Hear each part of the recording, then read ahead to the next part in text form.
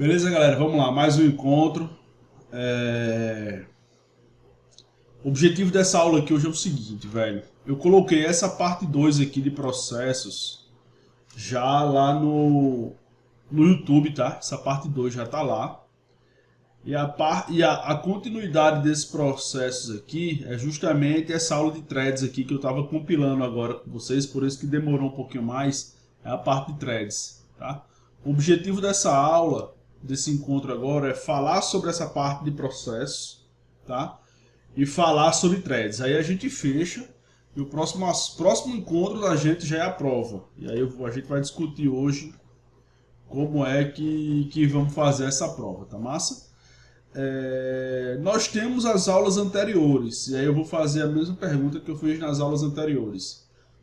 Vocês querem começar tirando as dúvidas das aulas anteriores, ou os vídeos já são suficientes?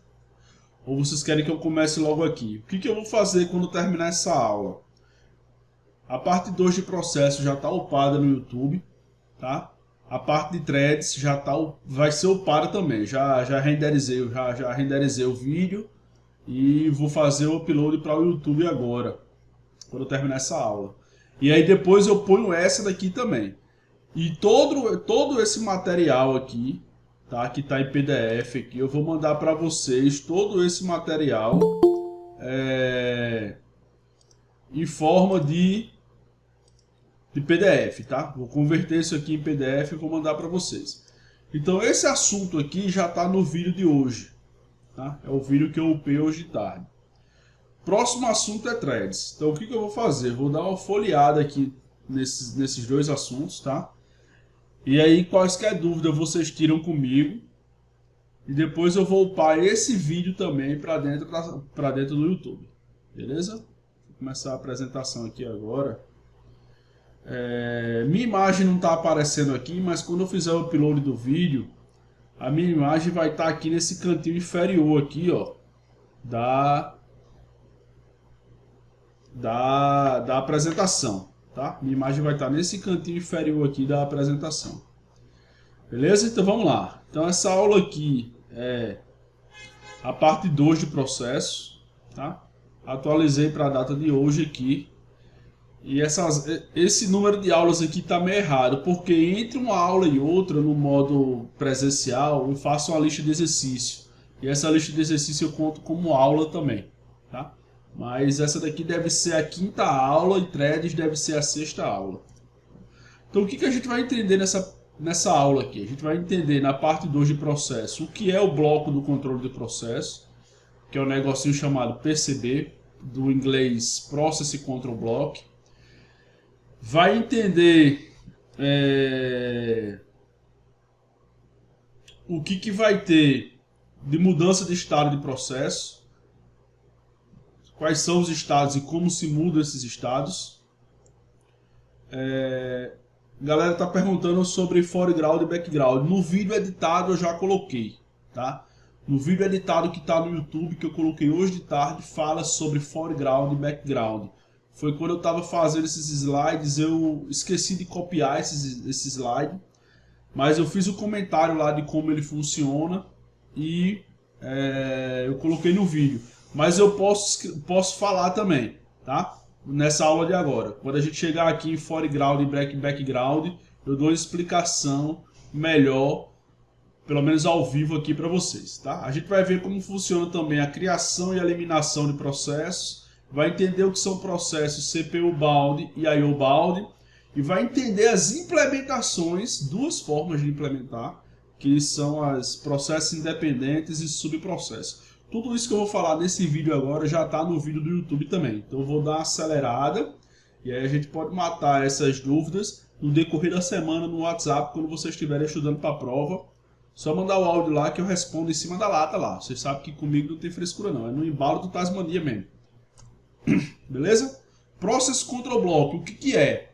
Ele é uma estrutura, tá? Você pode ler estrutura aqui como módulo, tá? É um módulo do sistema operacional, tá? Que ele é responsável pela implementação do processo, tá? Onde é que esse carinha fica? Onde é que esse módulo fica? Ele fica dentro da memória principal, tá? em uma área da memória principal que ela é exclusiva do sistema operacional. Vamos imaginar aqui que eu tenho toda a minha memória principal aqui, né? Vamos imaginar que eu tenho aqui as células de minha memória principal, tá? Dividido minha memória principal em células. Quando eu inicio o meu SO, que eu dou start no meu SO, que eu ligo minha máquina, meu SO vai mudar, vai chegar uma parte dessa memória principal aqui, vai ser reservada para o sistema operacional. Essa parte aqui vai ser reservada para o sistema operacional. Então aqui é que vai carregar o seu Windows, aqui é que vai carregar o seu Linux. Nessa outra parte aqui, ó, é que vão estar os meus processos de usuário, que é o meu Word, que é o meu navegador, que são as coisas que eu crio.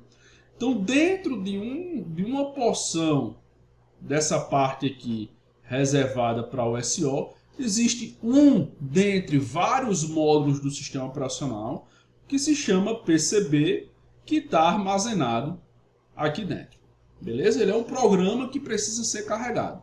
Se eu der uma olhada aqui, por exemplo, no comando do Linux, eu dou um PS aqui no Linux, tá? Eu vou ter aqui, por exemplo, o ID do usuário, o User ID, o ID do processo, que a gente viu que isso aqui está lá no contexto de software. A prioridade do processo também está no contexto de software. O tempo de execução do processo, que também está no contexto de software. Quem é o responsável para manter e informar esses dados para o sistema operacional é o carinha chamado Process Control Block, que é um módulo do sistema operacional que fica armazenado na memória principal, numa área reservada para o SO. Beleza? Então, o sistema operacional coleta esses dados aqui do Process Control Block. Então, o Process Control Block, quando está montando o processo, ele é responsável pelo estado do processo, pelo nome do processo, pela prioridade, pelos registradores, que isso aqui já é do contexto de hardware, tá? Pelos limites de uso de memória, pela lista de arquivos abertos. Quem monitora e quem cria isso aqui para cada processo do sistema operacional é um carinha chamado Process Control Block. Beleza, galera? Tranquilo até aí? Conseguindo entender o que a gente viu até agora? Existe uma função, existe um módulo do sistema operacional que se chama Process Control Block. É esse cara que implementa os múltiplos processos existentes dentro do meu sistema operacional. Então toda vez que eu dou 2 cliques dentro do Word, esse carinha entra em ação e vai montar o processo word.exe. Tá? Quem é o responsável por criar esse processo aqui e manter as informações desse processo para disponibilizar para o sistema operacional é um carinha chamado Process Control Block. O Process Control Block é um tipo de processo que fica escondido. Eu não consigo interagir com ele. Ele é uma chamada de sistema que eu, como usuário, não interajo com ele. É coisas da implementação de cada sistema operacional. O Linux tem de um jeito, o Windows tem de um jeito, o Android vai ter de um jeito, o iOS vai ter de um jeito. Entendeu? Então isso é individual de cada sistema operacional. Tá? E agora eu tenho as mudanças do estado do processo. A gente viu no final, no início do vídeo de processos parte 2, que eu upei hoje para vocês, ficou faltando um slide de processo parte 1. Tá? Eu coloquei esse último slide que faltava de processos parte 1 no começo do vídeo de processos parte 2. Tá? Então ele explica esse comecinho do vídeo de processos parte 2, é bom vocês assistirem o vídeo que eu upei hoje no YouTube. Ele explica cada um desses estados aqui do processo, tá? O que é, o que está acontecendo e como o processo chega a esse estado. Beleza? Então vamos lá. Eu tenho algumas origens que faz o meu processo mudar de estado. Tá? A primeira origem é pelo próprio processo, é um evento voluntário que está programado dentro das rotinas do processo, tá? Ou ele é uma mudança de estado originada pelo sistema operacional, que é algo responsável pela gerência de processos. Tá? E alguns dos fluxos que pode acontecer é o seguinte: o processo está no estado de pronto e vai para a execução. Eu tenho um estado de execução, vou para o estado de espera. Eu tenho um estado de espera, vou para o estado de pronto. Eu tenho um estado de execução e vou para o estado de pronto. Cada fluxo desse tem uma explicação que eu vou mostrar para vocês agora, tá? Então, por exemplo, quando é que o processo ele sai do estado de pronto e vai para o estado de execução? O processo ele já foi criado, tá? Quem cria o processo? Quem é o cara que cria o processo? Valendo um Big Big do verde aí, para quem responder no chat. Quem é o cara responsável por criar os processos dentro do sistema operacional? Quem é esse cara aí? Bora, galera. Perceber, exatamente. Não. O usuário ele dá 2 cliques lá e não sabe nem o que está acontecendo. Quem vai, de fato, criar esse cara aqui é o PCB. Eu posso ter um processo criado pelo sistema também. Eu posso ter um processo criado por outro processo. Tá? Então, quem monta esse processo é um carinha chamado PCB. Então, o PCB montou o processo, tá? Ele só espera uma oportunidade para ser executado. Ele entra na fila de pronto. Então, quando chega a vez dele, ele vai lá e é executado. Então, é esse fluxo que sai de pronto para execução. De execução para espera agora. Tá? Eu estou nesse estado aqui agora de execução para espera. Tá? Existe o estado de execução, vamos imaginar o seguinte. Existe a mudança de estado por eventos gerados pelo próprio processo ou por eventos externos. Vamos supor que o próprio processo ele tem uma rotina de parar esse cara, de aguardar alguma resposta. Quando ele precisa aguardar alguma resposta, seja de um outro processo ou seja uma interação do usuário, esse processo sai da fila de espera, da fila de execução e vai para a fila de espera, tá? Ou eventos externos. Vamos imaginar aqui. Cadê a setinha aqui? Vamos imaginar que aqui, por exemplo, faltou memória. Faltou espaço na memória.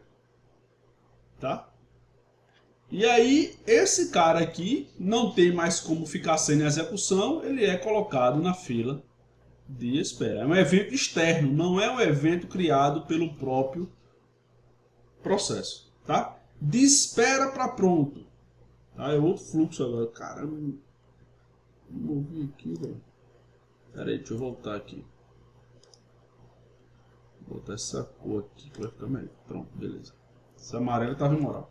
De espera para pronto.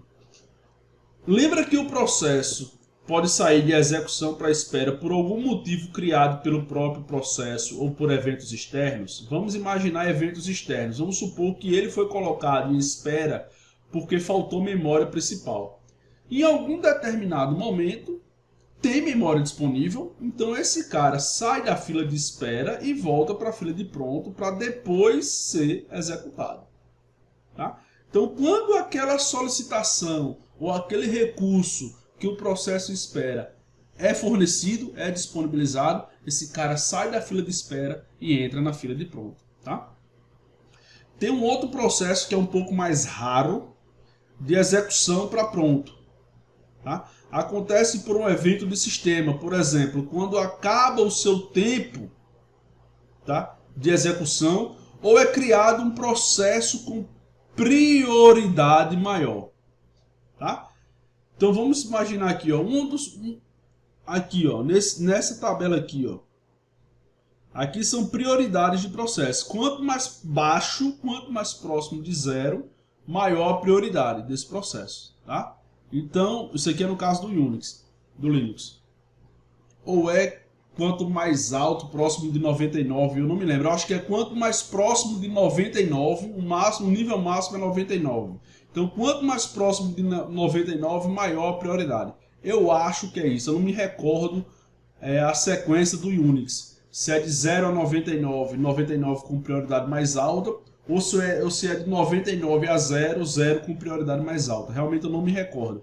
Mas existe essa lista de prioridades. Então, quando surge um processo com prioridade maior do que um processo que está em execução, esse processo que tem prioridade menor sai da fila de execução e entra para a fila de pronto. Por que ele não sai de execução para espera? Porque de fato ele não está esperando nada para ser executado.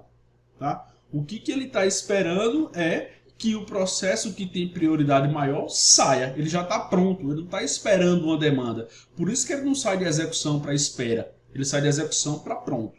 Beleza? Eu vou mostrar no final dessa aula um exemplo de como esses fluxos aqui, todos esses fluxos aqui funcionam. Tá? Vou mostrar isso direitinho na prática, vocês vão ver isso aí. Então aqui eu tenho as filas, né? Eu saio aqui, por exemplo, de pronto, do estado de pronto para execução. Aqui tem uma fila de processo. Aqui tem vários processos, tá? Vamos imaginar que isso aqui é a fila de pronto. Chegou a minha vez de ser processado, eu vou para lá, tá? Vamos imaginar que isso aqui seja o meu processo A. Meu processo A está aqui agora, está sendo executado. Meu processo A está aqui sendo executado. E aí eu tenho várias situações, por exemplo, um evento gerado pelo próprio sistema, o meu processo A pode sair da fila de execução e ir para a fila de espera. Meu sistema disponibilizou o recurso do meu processo A para cá, ó, já tem um processo, já tem a memória, já tem um espaço em disco, já tem um tráfego de rede disponibilizado, meu processo ele não volta, tá? Ele não volta de espera para execução. Isso é um fluxo que não existe, você vê que não tem setinha preta aqui. Esse fluxo de espera para execução não existe. O que acontece quando o meu recurso está disponibilizado? Eu vou sair da fila de espera, vou lá para o final da fila de pronto. E esse fluxo fica existindo constantemente. Beleza? Eu vou mostrar isso direitinho com mais calma para vocês no software. A gente vai ver isso direitinho. Beleza? Existem algumas outras nomenclaturas aí para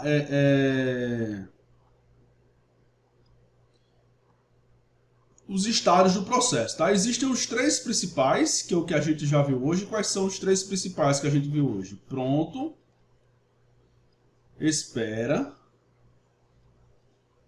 e execução.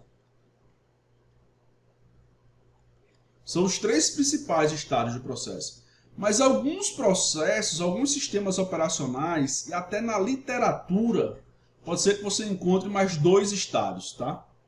Primeiro estado, o estado de criação, é que o sistema operacional já criou um novo bloco para o processo, os dados do processo já estão criados, tá? Porém esse cara ainda não foi colocado na fila de pronto. Eu tenho todas as informações referentes ao processo, mas eu não posso colocá-los ainda na fila de pronto. Qual a situação comum disso aqui, por exemplo? Ou recursos disponíveis, eu não tenho memória para colocar, eu não tenho vaga no processamento para receber esse cara. O mais comum é ajuste de desempenho. Vamos supor que eu configure o meu sistema operacional para que ele só execute 100 processos por segundo. E vamos supor que nesse momento eu tenho 100 processos de segundo, 100 processos por segundo, e foi criado um novo processo. Eu tenho um novo PCB aqui para criar um novo processo. Então eu tenho 100 processos por segundo na fila de pronto. Eu configurei meu sistema operacional para isso. Esse cara que foi criado agora seria o 100º. Como eu ajustei o meu sistema operacional para só aceitar 100, eu não vou colocar esse cara ainda na fila de pronto. O PCB dele está montado. Quando morrer um processo aqui que ficar com 99, aí eu jogo esse processo para a fila de pronto. E aí eu volto para os meus 100 processos.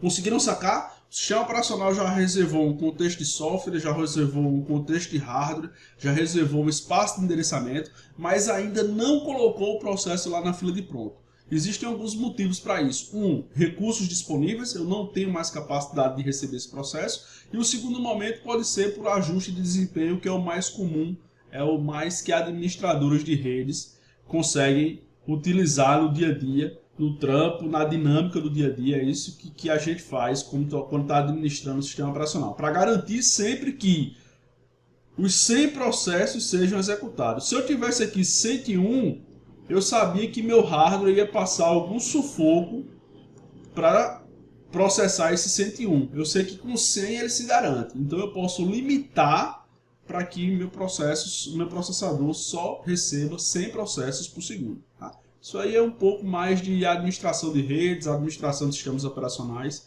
que isso é feito. Tá?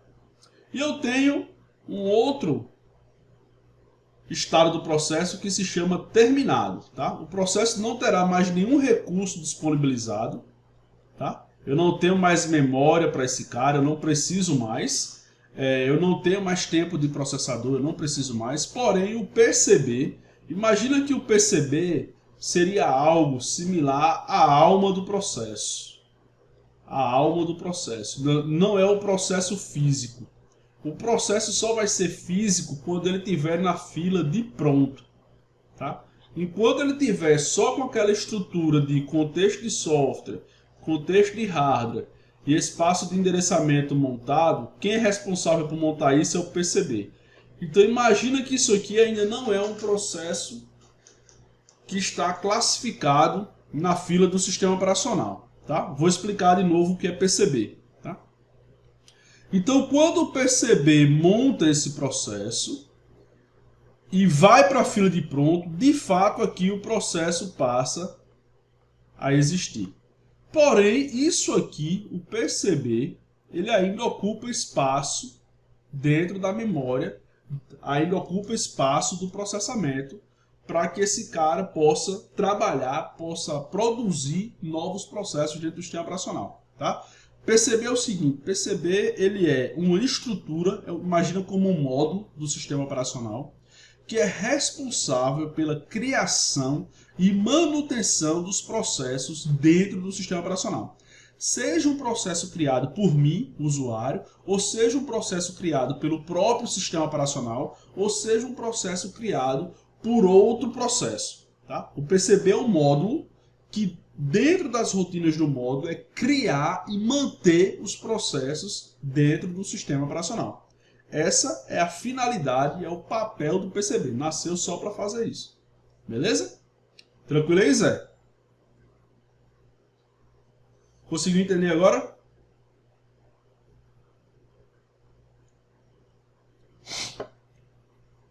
Esse vídeo vai estar gravado, viu, velho? Esse vídeo eu vou gravar aí e vou disponibilizar para vocês. Responde aí, Zé, no chat se tu entendeu. Ok, tá massa, beleza. Bom, segue para frente. Tá? Então, o término do processo pode acontecer por 3 razões. Primeira razão, o término normal de execução. Lembra que todo processo tem um tempo finito. Então, terminou de executar, vai lá e exclui o cara. Eliminado por um outro processo. Eu posso ter processo gerenciando processo. Ou eliminado pela ausência de recursos. Eu não tenho mais disco, não tenho mais memória, não tenho mais processador, não tenho mais espaço nesses caras. Meu sistema operacional vai lá e mata o cara. É a famosa travada do processo. O processo travou, é o famoso tela azul. Entendeu? É quando dá algum bug que esse cara não consegue mais ser executado. Beleza? Tocar para frente agora.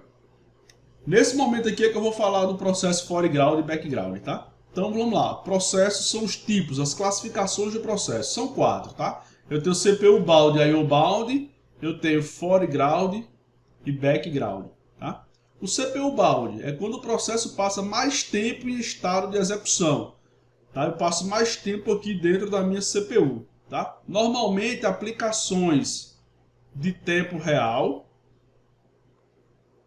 são processos, são aplicações conhecidas como CPU bound. Por exemplo, uma aplicação da Bolsa de Valores, que cada segundo ali é importante. O dólar subiu, no outro segundo já não subiu, tem aquela ação, no outro segundo já não tem aquela ação. A aplicação de monitoramento de tráfego aéreo, por exemplo. Tá? aplicação de frequência cardíaca para um cara que está no UTI. Então esses caras passam o tempo todo em execução ao invés de estar realizando operações de entrada e saída. Esses caras são classificados como processo CPU balde, tá?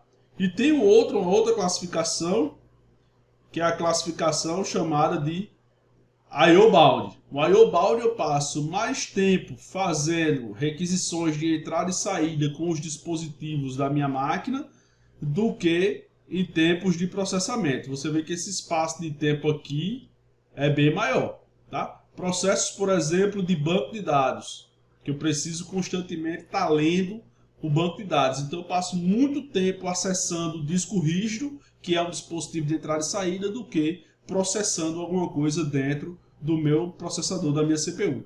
Então, aplicações que usam muita leitura, muita gravação como banco de dados, são aplicações que a gente caracteriza como I/O balde, tá? E agora o que é foreground e background? Foreground são aquelas aplicações que normalmente precisam da interação de um usuário.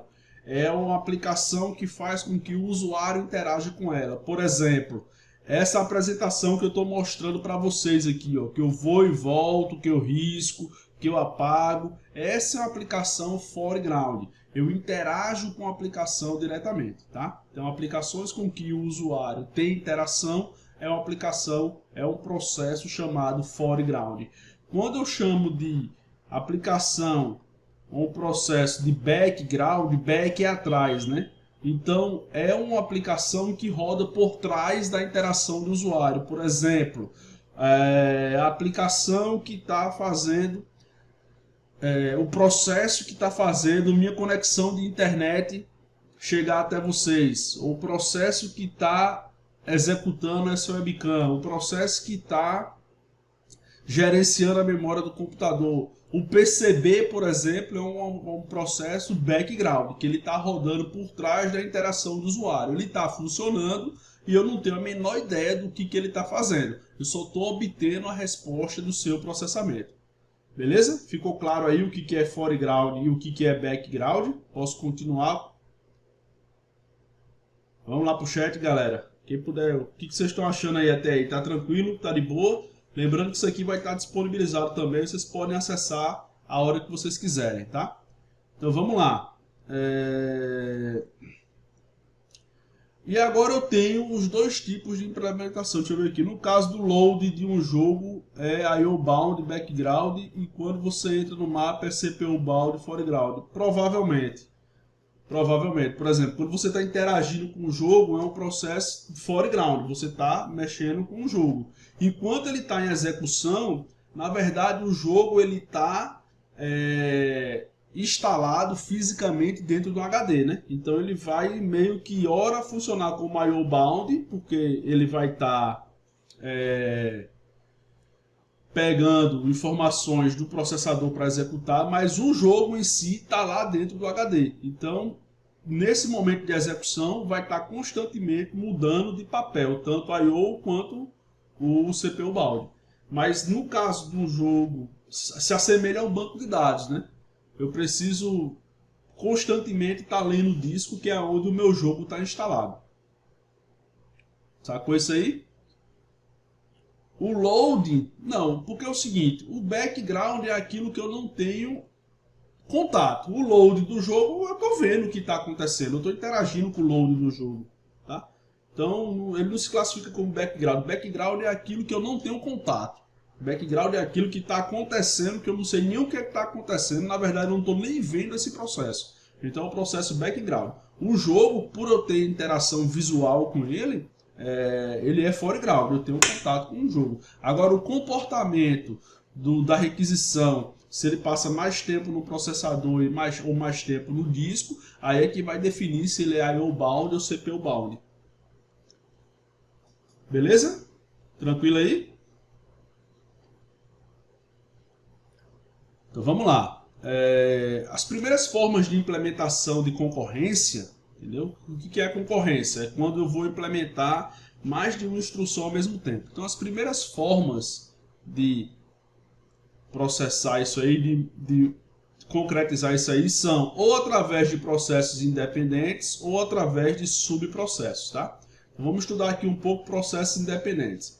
Então ele é considerado a maneira mais simples de se implementar concorrência. O que é concorrência? Eu tenho processos A, B, C e D concorrendo o tempo de processador e de memória para serem executados, tá? Então, quais as características dos processos independentes? Não existe nenhum vínculo do processo criado com o processo criador, tá? Então vamos imaginar, eu tenho uma aplicação e esse cara aqui é o processo A, tá? Esse processo A vai ter meu contexto de software, meu contexto de hardware e meu espaço de endereçamento. Vamos supor que essa aplicação aqui ela está querendo criar um subprocesso. Então ela vai criar aqui PA linha, tá? E PA duas linhas. Esse PA linha aqui vai ter também contexto de software, contexto de hardware e espaço de endereçamento. Esse PA duas linhas vai ter contexto de software, contexto de hardware e espaço de endereçamento. O PCB vai ter que trabalhar para criar isso aqui nesse processo, isso aqui nesse processo e isso aqui nesse processo, tá? A criação de um novo processo independente exige a alocação de um novo PCB. Então eu vou ter um PCB para esse cara aqui, um PCB para esse cara aqui, um PCB para esse cara aqui. Então esse volume de informações gera um desgaste muito grande para o sistema operacional gerenciar isso. Então ele termina tornando o processo um pouco mais lento, tá? Então qual a característica disso aqui? Vamos supor que eu tenho essa hierarquia de processo pai e processo filho aqui, ó. Eu tenho essa hierarquia aqui, tá? Vamos supor que eu tenha essa hierarquia de processos pai ou de processos independentes. Cada um desses é um processo. Se eu matar esse processo aqui, por esse cara aqui ser independente, nada vai acontecer nessa árvore aqui. Nada vai acontecer nessa árvore aqui. Por quê? Porque cada processinho desse aqui tem um PCB criado exclusivo para ele. Então, cada processinho desse aqui vai ter um contexto de software, um contexto de hardware e um espaço de endereçamento, tá? Quando eu vou para subprocessos, aí eu começo a bagunçar o coreto. Subprocessos, ele implementa o conceito de processo pai e processo filho. O processo pai, tá? O processo pai, na hora de criar um processo filho, ele cede, tá? Parte de suas cotas. Cotas aqui é contexto de software para o processo filho. Então eu tenho aqui, ó, criei meu mesmo processo A aqui, criei o processo A. Deixa eu ver. Criei o processo A. Esse cara aqui tem um contexto de software, tem um contexto de hardware e tem um espaço de endereçamento. Quando eu vou criar o mesmo PA' aqui e o PA duas linhas aqui, o subprocesso, o processo pai, cede parte das cotas. Lembra que as cotas é a quantidade de recurso que um processo pode usar do sistema?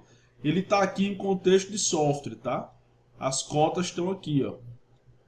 Então, eu cedo uma porçãozinha da minha cota para esse cara, uma porçãozinha da minha cota para esse cara.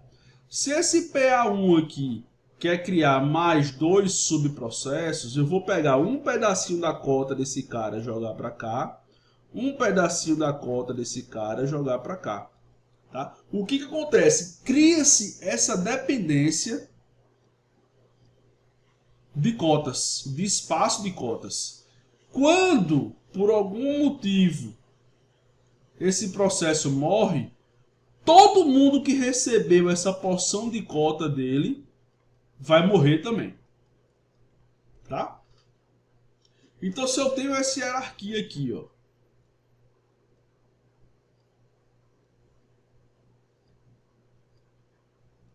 Eu tenho essa hierarquia aqui. Quando eu implementei isso aqui com a mecânica de subprocesso, esse processo pai aqui cedeu parte de suas cotas de acesso aos recursos para os processos filho. Esse cara aqui, ele não é pai desse cara e desse cara. Se eu, por um evento, matar esse cara aqui, todo mundo que recebeu as cotas dele vai morrer também. Tá? Então essa é uma característica de subprocesso. Ele é um pouco mais leve, porque eu não preciso criar tanto recurso de Process Control Block, porque existe um compartilhamento de recurso. Ele é um pouco mais leve do que os processos independentes, tá? Mas ele tem esse problema, ele tem essa limitação, ele tem essa característica de que se o processo pai morre, o processo filho, que recebeu um pedaço dessas contas, morre também. Beleza, galera? Conseguiram sacar a diferença aqui de processos independentes e de subprocesso? Posso continuar? Já tá acabando esse slide aqui, velho.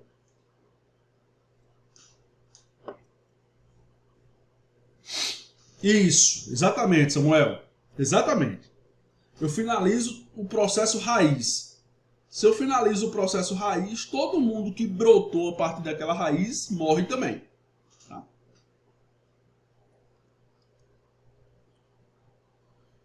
Subprocessos depende do processo pai. Quando eu estou nesse nível aqui, ó, eu estou nesse nível aqui, por exemplo, esses caras não dependem nenhum do outro não, mas eles dependem do processo que está no nível superior, no nível anterior a ele.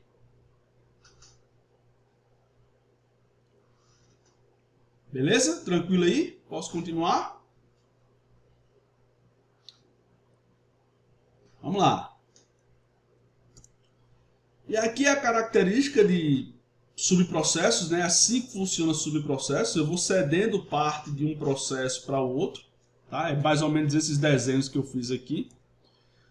E existem alguns probleminhas com esse carinha, tá vendo? Se um novo subprocesso é criado, o sistema deve alocar recursos, tá?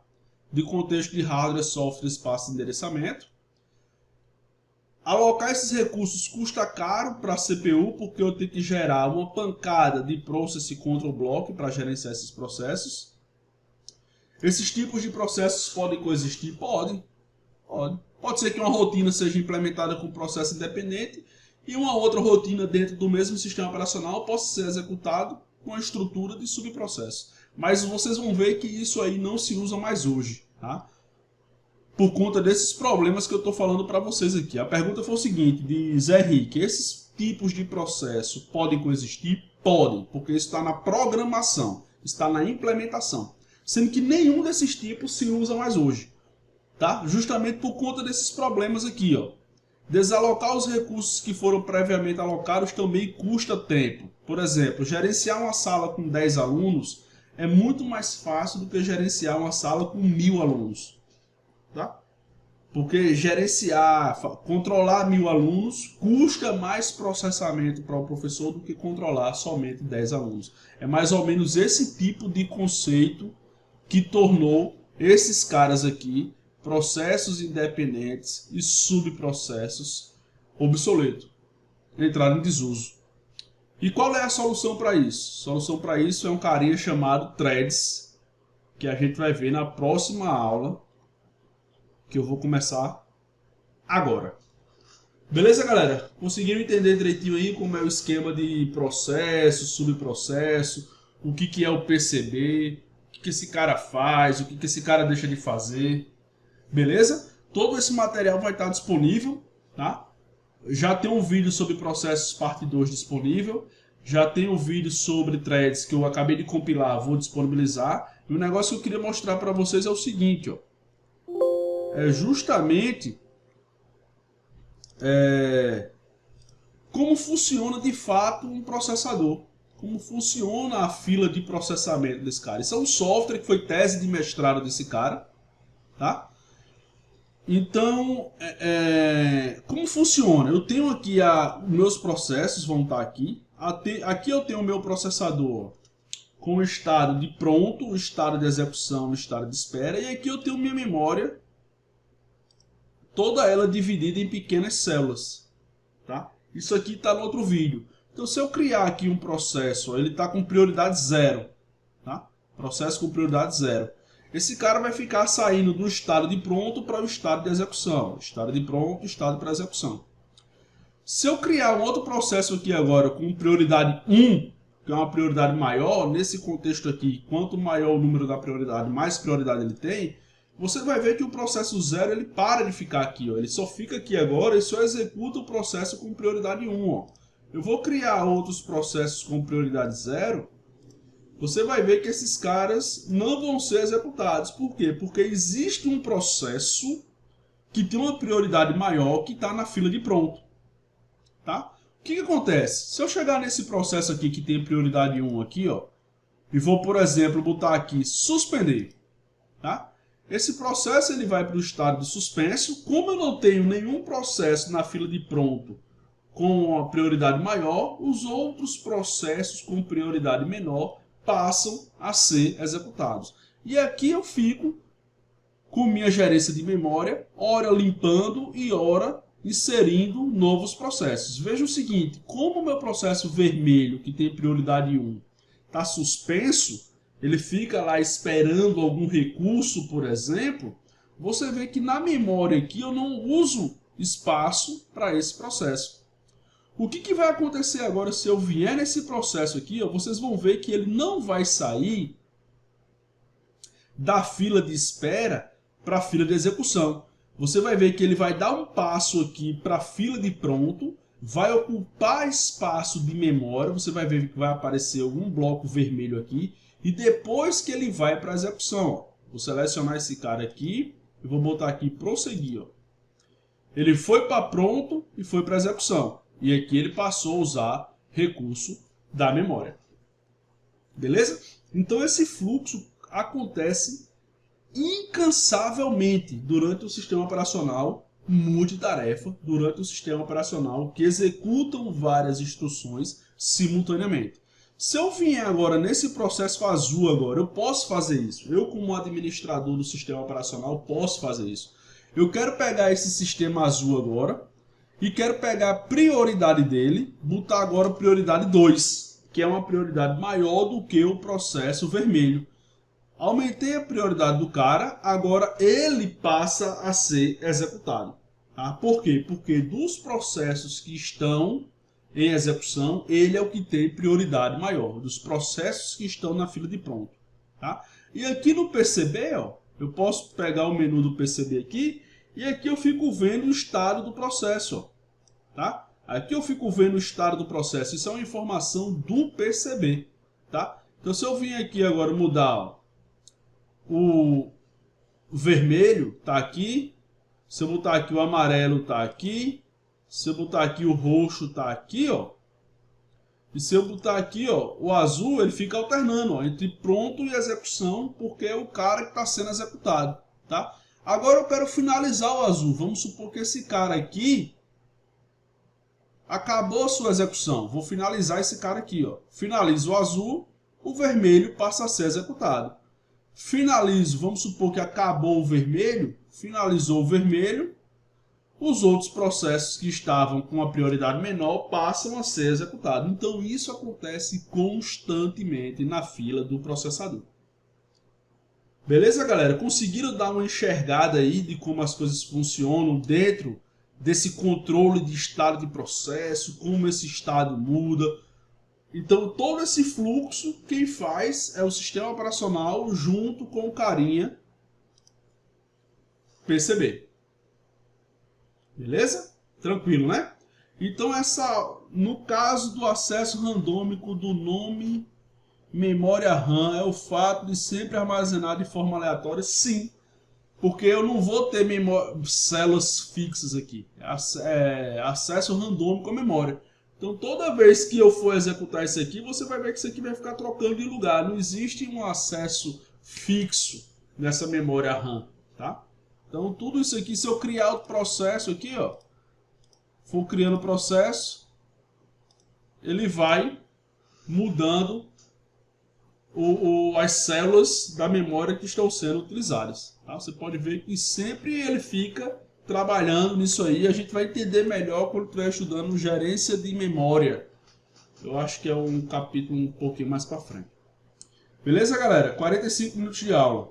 Vocês querem que eu termine ou querem que eu entre logo em threads? Threads eu já soltei o vídeo, tá? Eu vou fazer uma préviazinha da threads aqui, que aí vocês reforçam no vídeo, beleza? Eu vou disponibilizar isso aqui para vocês e vou ensinar vocês a usarem através de um passo a passo. Isso daí já está pronto, tá? Então é só para vocês sentirem mais de perto isso aí.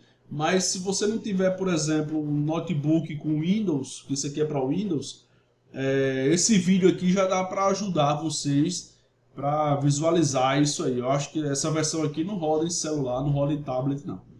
Beleza? Deixa eu vir aqui agora, já emendar aqui, dobrado feito tapioca. Vamos pegar a parte de threads aqui agora. Tá? Esse conteúdo aqui, esses dois conteúdos já estão nos vídeos, tá? Já tem o vídeo de hoje, do processos parte 2. Eu já compilei o de threads. Eu acho que tá aqui o de threads, ó. O de threads já tá compilado, eu vou jogar lá para o YouTube também, tá? Um videozinho pequeno de 27 minutos. Acho que dá tempo da gente terminar aqui em 15 e fechar em 1 hora de novo para a gente não se estressar. Então vamos lá. Isso aqui é a aula de threads, tá? Vamos começar essa aulinha de threads aqui. A gente entendeu o seguinte, que existem alguns problemas com processos independentes e os subprocessos. A gente acabou de ver isso, tá? E os threads foram criados justamente para resolver esses problemas, tá? O objetivo da aula de hoje, entender o que são threads, os objetivos dessa aula, né? Entender as características dos threads, entender os conceitos de ambiente monothread, onde eu só posso ter um thread por processo, e o ambiente multithread, onde eu posso ter vários threads por processo, e alguns modos de implementação de threads, tá? Então eu vou correr um pouco mais para a gente fechar essa aula em 1 hora, estão 47 minutos cravados agora, mas tem esse vídeo mais explicado que eu vou fazer o upload para ele ainda hoje, tá? Então vamos lá, lembra de alguns limites lá dos processos e subprocessos, né? A gente acabou de ver isso aqui, processos independentes e subprocessos. Esses caras aqui tinham alguns problemas que a gente lá já mostrou nessa aula anterior. E aí criaram os threads justamente para resolver esses problemas aqui, tá? Então o que é thread? De uma forma bem simples, ele é uma subrotina, tá?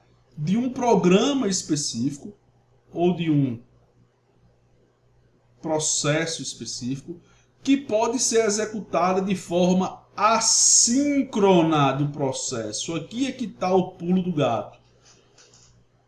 Eu posso ter vários momentos do processo sendo executados simultaneamente. Eu posso ter um processo com várias subrotinas aplicadas através de threads. Uma subrotina está em espera, a outra subrotina está em pronto, a outra subrotina está em execução.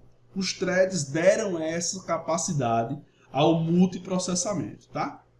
E por que isso acontece? Por que eu posso ter vários estados de processo independente ou concorrentemente com o programa chamador, que é o programa que executou meus threads?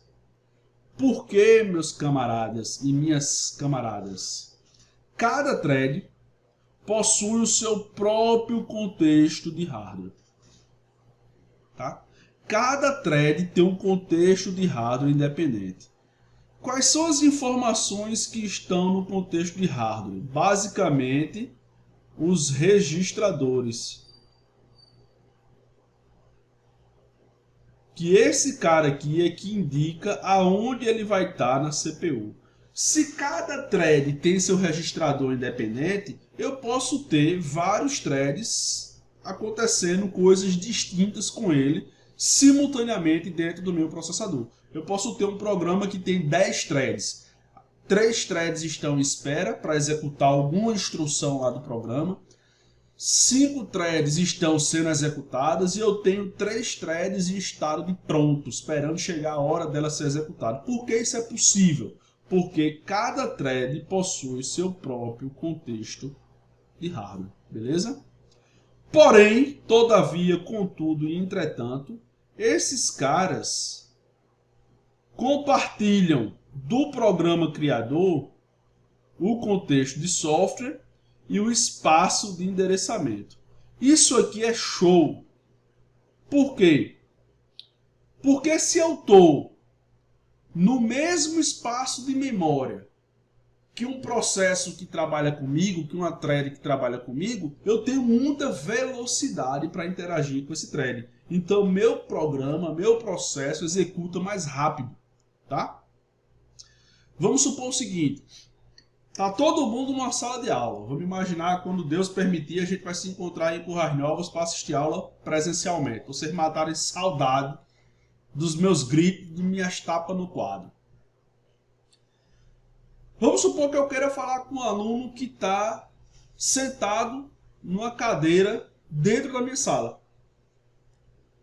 Não é rápido, a gente não compartilha o mesmo ambiente. Mas vamos imaginar que eu queira falar com um aluno que está numa cadeira de outra sala de aula. Eu tenho que me mover até a outra sala de aula para depois conversar com esse cara, tá? Então imagina, se eu tenho um thread compartilhando o mesmo espaço de endereçamento que um outro thread que ele precisa falar, eu vou ter mais celeridade, mais velocidade para interagir com esse processo. Por quê? Porque a gente compartilha o mesmo ambiente, tá? Conseguiu aí sacar essa analogia? Ficou meio lógico isso aí? Deu para entender, né? Então, se eu estou no mesmo ambiente de um processo, de um thread, de uma rotina que quer falar comigo, essa rotina, consequentemente, fatalmente vai ser executada mais rápido, tá? Então, por esse motivo aqui de eu ter contexto de hardware, os threads compartilham o processador da mesma maneira de um processo, tá? Enquanto um thread pode estar em estado de espera, outro thread pode estar na fila de execução. Tá? Por quê? Porque eles possuem contextos diferentes, contextos de hardware diferentes. Tá? Então vamos lá. Quem implementa o thread é uma estrutura também do sistema operacional chamado TCB, que ele é igual que nem o PCB, faz o mesmo serviço. Tá? Sendo que ao invés, como eu trato agora de threads e não trato de processos, eu tiro o P de process, tá? E entro no T de thread, control, block. Beleza?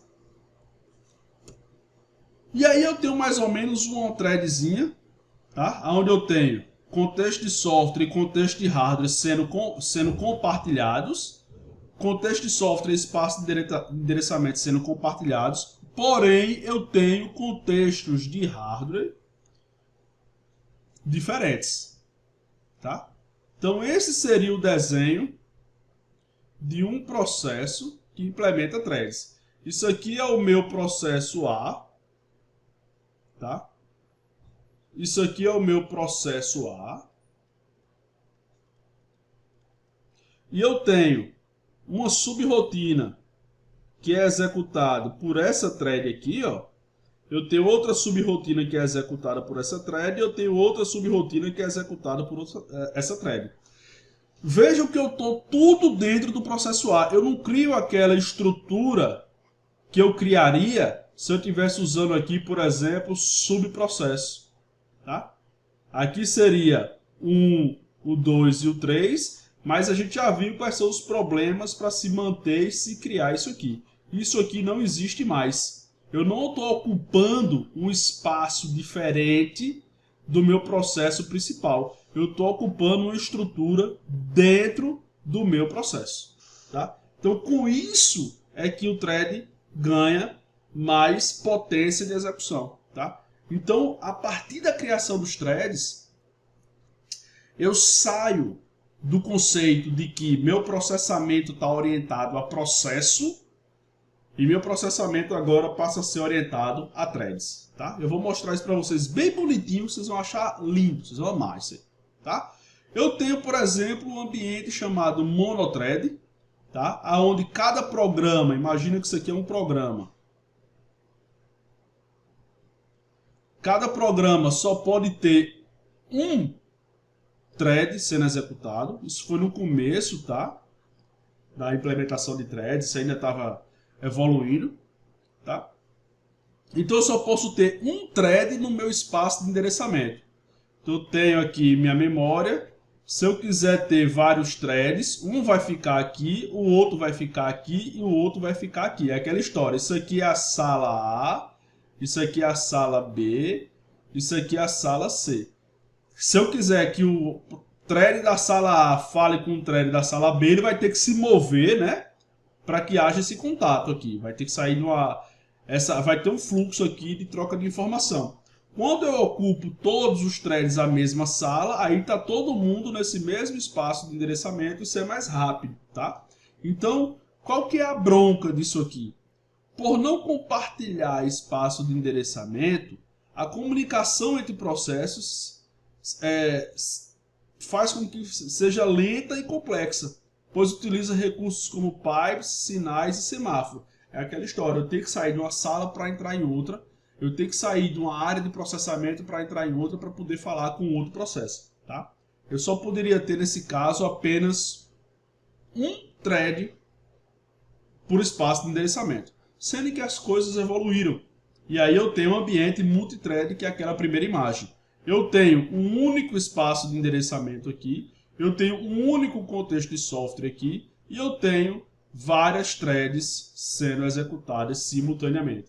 Então, se essa thread quer falar com essa, eles estão no mesmo espaço de endereçamento, eles estão na mesma sala e, consequentemente, essa comunicação é bem mais rápida. Então, não existe nesse ambiente multithread, que é o que a gente usa nos sistemas operacionais, que a gente chama de sistemas operacionais modernos. Tá? A gente não usa mais um ambiente associado a processo. O processo, de fato, só serve para criar a thread, tá? Mas sim, todo o nosso ambiente é associado às threads. Beleza, rapaziada? Posso continuar? Tranquilo? E aí eu vou mostrar isso para vocês acontecendo. Eu vou mostrar como isso acontece, tá? Então vamos imaginar que eu chamei um processo X aqui, ó. Vamos supor que esse processo aqui seja o Word.exe. Então eu tenho o programa principal, que é executado pela thread 1. Eu tenho o programa principal do Word.exe, que é executado pela thread 1. E vamos supor que eu chamei aqui duas subrotinas, tá? Vamos supor que essa sub1 seja a função de abrir. E vamos supor que essa sub2 seja a função de salvar. Então, a sub1 tem suas instruções aqui, a sub2 tem suas instruções aqui, tá? Então eu tenho para cada thread meu próprio contexto de hardware, tá? Então, ora eu posso estar executando essa thread de abrir e ora eu posso estar executando essa thread de salvar. Por quê? Porque eles são executados independentes do programa principal. Por quê? Porque eles possuem contextos de hardwares individualizados. Cada um tem seu contexto de hardware, tá? E o que é esse PC e esse SP que está aqui? Lembra dos registradores do computador que a gente falou lá no começo, eu acho que aula 1, aula 2? Program Count, Stake Point. Então esses caras aqui são os meus registradores, que estão informados no contexto de hardware de cada uma das threads. Beleza, galera? Tranquilo até aí? Então, no momento atual, nos sistemas operacionais modernos, tá? Tudo é associado a thread. Eu não tenho mais nada associado a processo. Beleza? E aí eu tenho alguns tipos de thread, tá? Eu vou falar rápido aqui, mas está tudo mais explicado no vídeo que eu vou upar. Eu tenho o thread modo usuário, é o tipo de thread, tá? Thread modo usuário. Qual é a vantagem de thread modo usuário? Eu posso implementar os benefícios do thread num sistema operacional que não suporta thread. Por quê? O modo usuário, quem vai implementar é a aplicação, tá? e não o sistema operacional. É o seu app que você está desenvolvendo. Java tem isso, Python tem isso, o que eu conheço, C tem isso, C Sharp tem isso. Tem bibliotecas para implementar threads. Salvo engano, ó, no C é essa aqui, thread.h.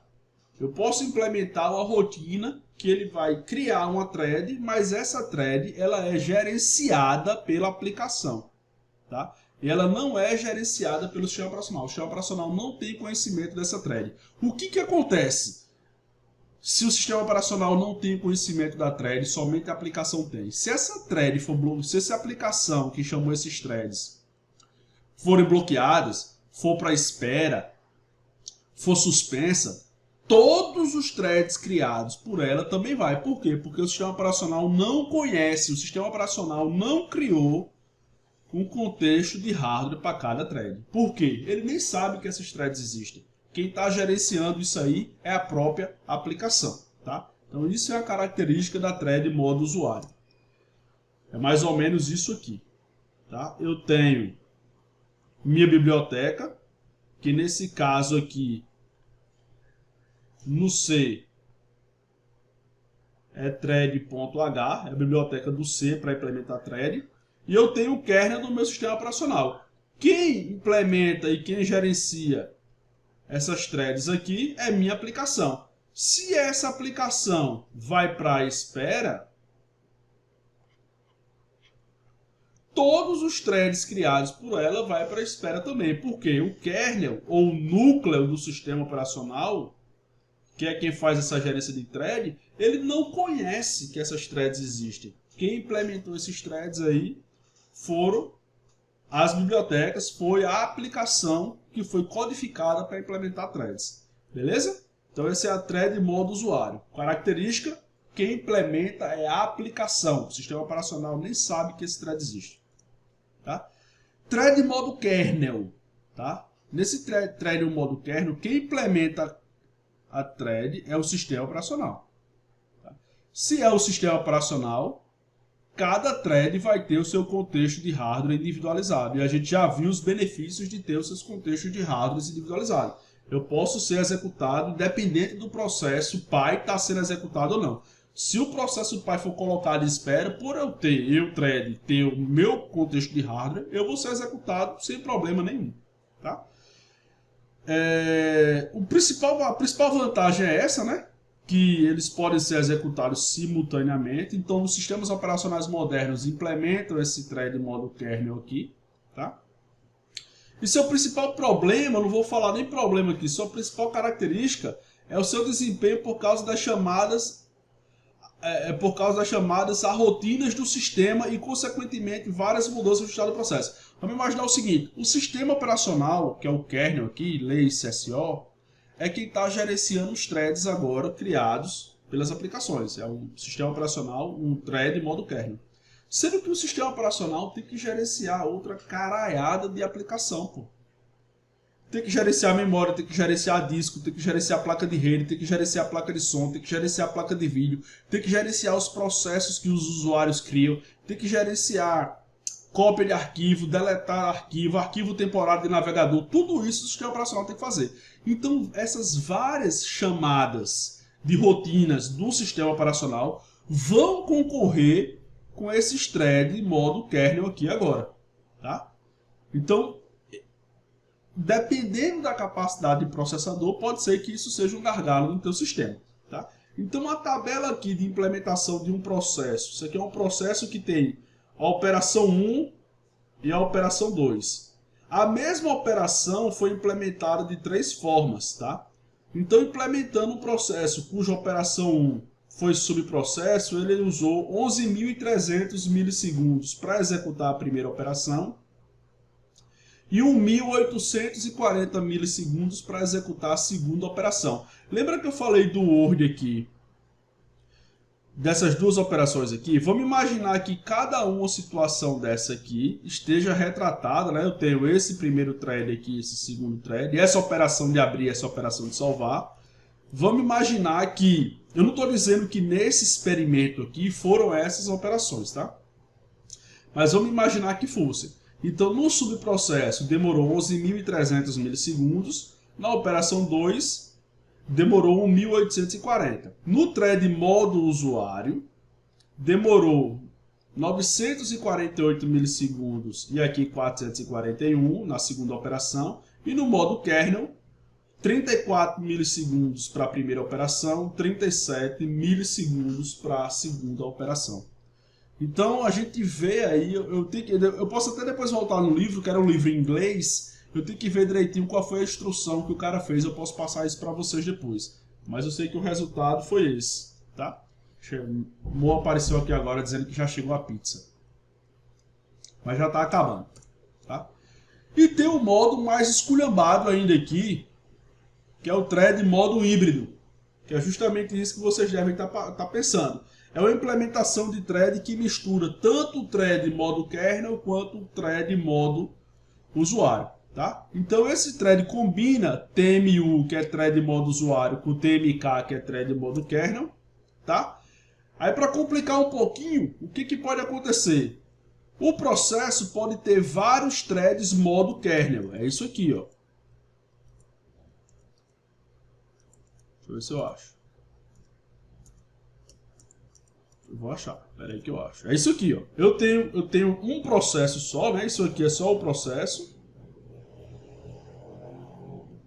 E eu tenho vários threads modo kernel, tá? Que compartilham o mesmo espaço de endereçamento, compartilham o mesmo contexto de software, mas tem contextos de hardware diferentes. E isso é o que ele está falando aqui, ó. Então, um processo pode ter vários TMK, thread modo kernel, e um TMK pode ter vários TMUs. Então, essa relação aqui é de 1 para N, tá? Como que seria esse desenho? Seria mais ou menos assim, tá? Eu tenho o modo kernel gerenciando meus processos modo kernel, e os meus threads modo kernel, através de uma biblioteca, cria seus processos modo usuário. Tá? Isso é uma possibilidade também. Se bem que, quais são os problemas do thread modo usuário? O principal problema do thread modo usuário, valendo um ponto aí na próxima prova. Quem responder agora eu já anoto e boto o ponto. Valendo 10, né? Que a prova vale 100. Qual é o principal problema do thread modo usuário? Quem responder primeiro aí eu dou um ponto. Dou 10 pontos. Bora que a pizza está esfriando. Também. Qual outro? Já tem 10 aí. Qual outro problema? Não. Biblioteca não. Primeiro problema, Jonatas aí já tem 10 pontos. Deixa eu fazer a chamada aqui, que eu nem fiz a chamada, velho. Tem um softwarezinho que faz a chamada agora aqui, ó. Era isso. Bom, já fiz a chamada aqui, vocês nem sabem. Não, isso aí é um benefício do thread modo kernel, Pedro. Executado de forma assíncrona, por quê? Porque cada thread tem o seu contexto de hardware particular, individual. Mas lá, Jonathan já tem 10 aí. Se apagar, na verdade não é se apagar só não, tá, Jonathan? Eu vou considerar, mas é se ele for colocado em espera, por exemplo, as threads que são gerenciadas por ele também vão, tá? Por que isso acontece?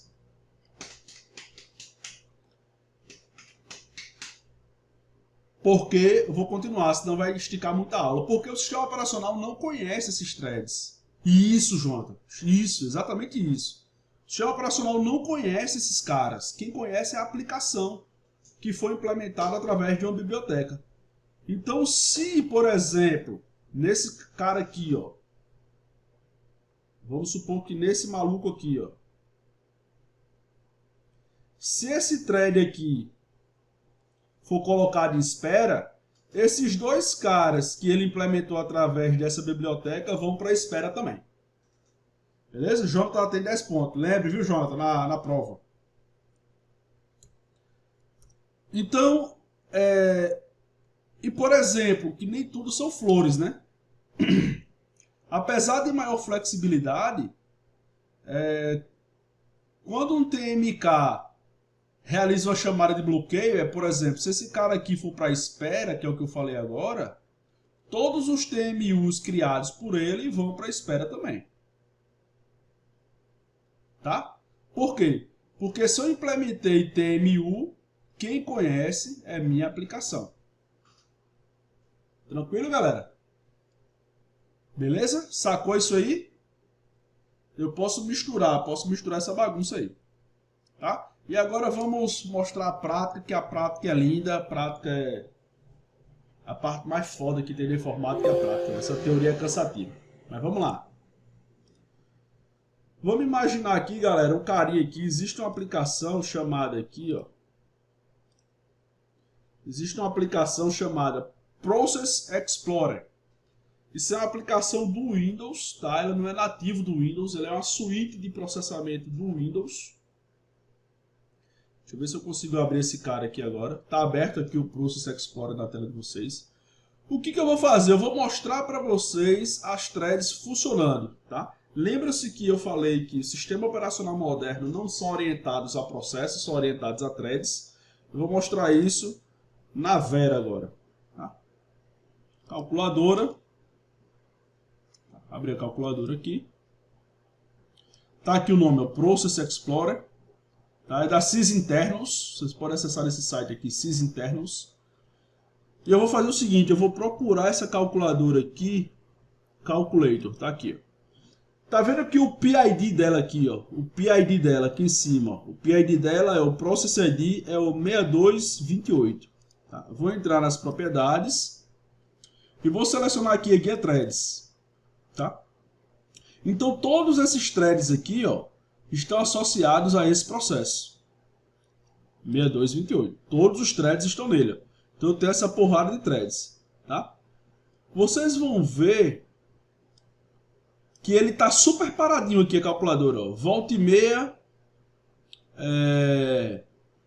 acontece alguma execução aqui e o thread que chamou a execução é esse cara aqui, ó, 4292. Tá vendo aqui TID, ó? Eu tenho 27 threads na calculadora do Windows, tá? Ó que irado agora, ó. Vou chamar essas threads aqui agora e vou começar a usar a calculadora, ó. Olha o que está acontecendo com as threads. Todos esses processos aqui estão sendo executados pelas threads, ó. O meu processo em si não faz nada. Todas essas chamadas aqui, ó, divisão é um thread, multiplicação é outro thread, tá? Então eu não vou mexendo mais em nada, tá? Eu não vou mexendo mais em nada. Só quem faz agora são os threads, ó. Tá vendo aqui? Eu vou parar de usar, o processamento vai morrendo. Por quê? Tudo que está sendo executado é por threads agora. Eu não tenho mais execução orientada a processo. Toda a minha execução é orientada a threads. Olha o que eu vou fazer agora. Isso vai acontecer. Ai, tomar uns carocinhos d'água.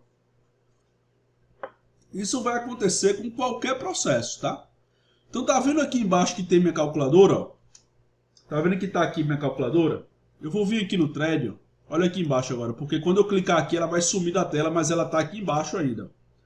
Eu vou vir aqui nesse thread aqui, ó, 4092, que é o thread responsável pela calculadora, tá? Eu vou vir nesse cara aqui e simplesmente eu vou matar somente esse thread aqui, ó, que é o thread que puxou o processo da calculadora, tá? Vocês vão ver que ela vai sumir daqui de baixo, ó. Ela vai sumir daqui, ó. Selecionar aqui, kill, ok, sumiu o processo. E meu processo vai sumir daqui também, ó. Beleza? Então, ó, começa a dar os erros, né? Mas eu só matei um thread. Eu não matei o processo todo, tá? Já para o meu processo finalizar. Beleza, galera? Conseguiram entender como as coisas são implementadas em cima de threads agora? Conseguiram sacar isso aí? Tá de boa? Posso encerrar? Posso comer minha pizza? Então, Tudo agora gira em cima de threads. A aplicação de vocês, quando vocês estiverem avançando nos períodos da faculdade, vocês podem perguntar ao professor de vocês lá, Keile, que é muito bom, Gustavo, um cara muito foda também, esses caras de programação aí, você pode perguntar a esse cara, professor, como é que eu implemento isso com threads? O cara vai ensinar PHP, vai ensinar Java. Professor, vamos fazer essa rotina aí com threads e me ensina threads, porque vocês vão ganhar esses benefícios aí na aplicação de vocês. Sacou? Conseguiram entender isso aí? Então, eu posso tanto ter a thread criada pela minha aplicação ou a thread criada pelo meu sistema operacional. A dúvida de Jonatas aí.